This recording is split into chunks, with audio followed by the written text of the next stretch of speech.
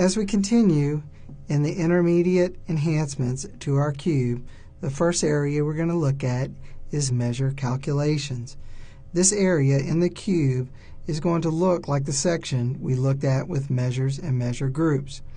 Measures are essential for cube development. The end user is looking for a method to analyze results, and slice and dice metrics define trends. The measures can be aggregates of a column in a fact table, as well as calculations, which is what we're going to look at between these aggregate measures.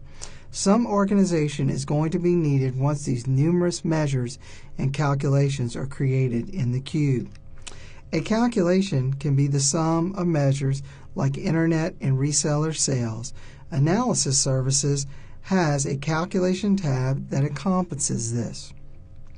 Once we have these simple aggregates in the cube, now it is time to compute some ratios, percentages, and combined measure aggregates. Some MDX, but very basic and intuitive, is used when we take the difference between amounts like sales and cost. Formatting and display is very important, and this can be used as a currency percent or even a custom formula. The display folder is a nice option to organize the measures when they don't belong in a measure group. Calculations can be set up through a form interface or in a script window with inline MDX. The form is helpful because you can drag and drop measures or attributes to help format the MDX for the calculations. If you are new to MDX, being able to use this form entry, then examine the MDX created, is a great learning opportunity. For starters, our first calculations can come from just combining two measures like internet sales and reseller sales from the VentureWorks Data Warehouse database. Here we're summing the two amounts to get a total. Custom formatting and predefined formatting like currency can be used and must be supported by the client tool like Excel 2013 or reporting services. In addition, a display folder, a sales summary, can be created for these new measures. Additional options like non-empty behavior can exist in divide by zero eras. Just include the measures in the calculations in the non-empty behavior drop-down, and if one or more of the values is null, the calculation will return null rather than an error. The return value can then be customized in the MDX formula. The measure group can be used for the location of the measure if you do not use a display folder, or a display folder can be created virtually in the measure group if you would like. Another good example of a ratio or percentage is gross profit margin, where the sum of the difference of sales and costs have to be divided by sum of sales. A multidimensional cube using MDX in the calculation handled this well. You can see the script form in the window on the screen. Here, the script view can view the calculation instead of the tree or form viewer. Remember to design these with performance in mind, and always deploy the cube before making too many changes. Let's look at a demonstration of calculations in a multidimensional cube. Let's start by opening up SQL Server Data Tools. We'll go to the Start menu, start typing SQL Server Data Tools, hit the Enter key once it's selected, and we will get an empty solution. The first thing is to open our previously defined solution. We'll go to the File menu, Recent Projects, and grab the ADV Work DW solution. If any windows start opening, go ahead and close them. I'm going to move down the properties so we can see the Solution Explorer better. We're going to open up the cube of VentureWorks DW 2014. We're going to pin the Solution Explorer and Properties to get more of our work area open. Again, we've looked at the cube structure, measures, dimensions, and source view previously. The dimension usage is where we connect the dimensions related to the measure groups. And third is where we start creating calculations. The first calculation we're going to create is a total sales amount between internet and reseller sales. We'll right-click in the script organizer and create a new calculated member. This brings up the form view of a new calculation. First, we need to give it a name. The name has to be in these brackets. We'll call this sales amount. The parent properties tell it where to put this in what hierarchy. If you notice, measures is in the same level of a hierarchy as the dimensions, and in reality, measures is a dimension. But every measure is directly related to a measure, and therefore every measure name has to be unique. We're going to click OK here and go down to our expression, where we can freeform type our MDX. But analysis services make this easy to just drag and drop measures in order to do the computation. We're going to go to the bottom left to our metadata for calculation tools. We'll drill into measures and then internet sales. Here we can drag internet sales amount to our expression. If we go to the end of that expression, hit the space bar in the enter key, we'll drop to the second line. I'm going to space bar out twice, hit the plus sign and another space. The spaces are not necessary, and dropping to a second line is not necessary. I use this mainly so it can display well to another person.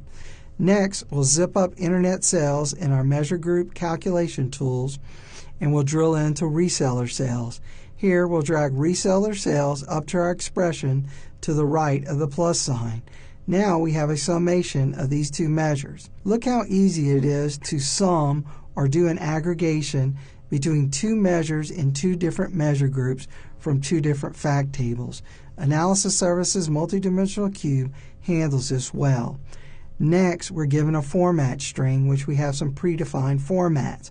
We're going to type our own, starting with double quote for the $sign 0,0.00 in double quote. Here we'll format as a number with commas prefaced by the $sign. Visible true or false means that you can actually create calculated measures that don't display to the end users. You might use this in order to use the calculation in a calculation further down in the list. If you are doing this, remember, calculations are computed from top to bottom in the script. So make sure you have the measure above the calculation that it's being used in. We're going to leave true for now and look at the non-empty behavior. Here is where we list any measure in the calculation that possibly could be null. So we're going to check internet sales amount and reseller sales amount because those two are in our calculation. Here we'll click OK. The next property is the actual measure group to associate this new calculation. When I roll this down, I see 2 for internet sales and 1 for reseller sales. We wouldn't want to put it in either one of these because it's a combination of 2 different fact tables. So we're going to leave undefined selected for now and go to display folder. We'll create us a new display folder called sales summary. There's also 2 other options for color expression and for font expression. These 2 properties enable you to change the colors based on some MDX code. We're not going to go there right now, so let's save our calculation. Next, we need to go to the Solution Explorer and deploy the cube. Once the cube is deployed successfully without any errors, we can go to the Browse tab and actually look at this new measure.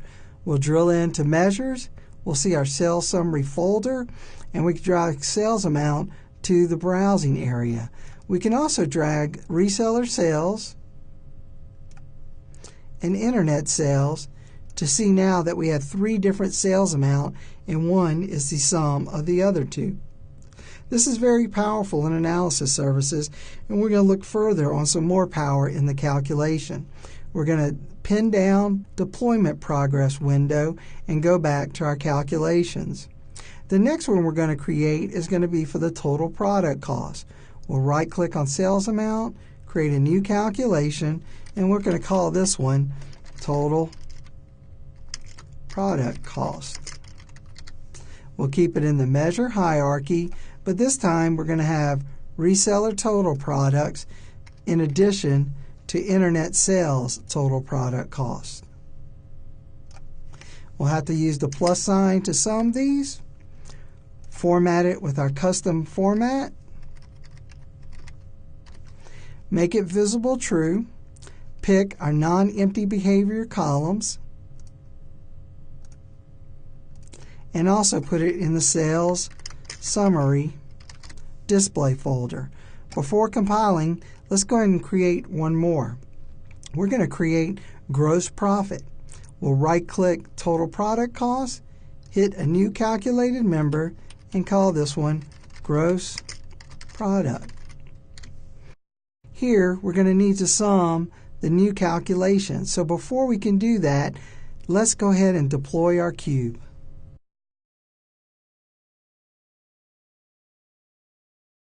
We got an error because our calculation is not complete. So what we should do is remove gross profit first and then deploy our cube. Since there wasn't an expression in gross profit, it failed to deploy the cube. Once that deployment's finished, we'll close the error window and go back to creating our gross profit. Sometimes it's easy to look at the errors and determine what to do. We knew this because we had just created gross profit margin. So let's create that calculated member again. We'll call it gross profit margin. And this time, if we look at our measures and reconnect, we should be able to use those two values now from the sales summary display folder. We'll drag sales amount, and since this is a gross profit, we're going to subtract the total product cost from sales amount. So we'll subtract, go to the next line, and drag out total product cost. Again, we want to use our custom format. It'll be visible. Now here, we have to select the individual measures that were part of the original calculation. You do not get calculated measures available to you in non-empty behavior. So you'll have to remember which columns or which measures you pick for the intermediate calculations. We'll click OK, and we'll put this also in our sales summary folder. We'll save this and do a deployment. Before we create the next ratio, which will be gross profit margin, let's go ahead and browse this cube to see what it looks like in Excel. We'll go to the Browser tab and click on the toolbar button, Analyze in Excel. We'll enable the connection, and we'll see that sales summary folder underneath the values. Here we'll drag sales amount, total product cost, and gross profit. Now we can slice and dice against other related dimensions to these two values. First, we'll look at product by category, and now we can see which has the best gross profit margin. We can also put the order date calendar hierarchy above the columns and actually look at it by year. If we don't like that the values are going across, if we go to the columns area and move values to rows, we'll see now they go down the list in Excel's pivot table, which is sometimes better viewing. In Excel also, if you don't want totals, you can right-click on that area and remove the grand total, which will clean up your display. Now we see a good pivot table of our sales, total product cost, and gross profit margin on category sliced by order date year. Next, we're going to return to our Visual Studio environment to create our gross profit margin, which will be a ratio. Here, we'll go back to the cube and to the calculation section. We'll right-click on gross profit margin, and we'll create a new calculated member. This one we'll call gross profit margin. And we made a mistake in the labeling of the calculation number 4. That actually should be gross profit. So we'll change that here. Next, we'll keep the hierarchy measures, and we'll actually have to sum or subtract the sales from the total product cost first before we divide by the sales amount. So in our expression, we'll use a parentheses and then grab the sales amount. After that, we'll subtract the total product cost. We'll close that with a parentheses before dividing by the sales amount. Now here, that sales amount is a division, but since we don't want a division by zero error possible, we're going to make sure that the non-empty behavior has the internet sales and the reseller sales amount. We'll just keep those for now, and we'll do our format string, which will be the $0,0.00 in double quote. And we'll also place this in our sales summary folder. Now, let's save our work, go to the Solution Explorer, and deploy the cube. Once the cube is deployed without any errors, we can return to Excel and go to the Data ribbon and do a refresh all. Once we go back into the sales amount, we will see that we have gross profit and gross profit margin now.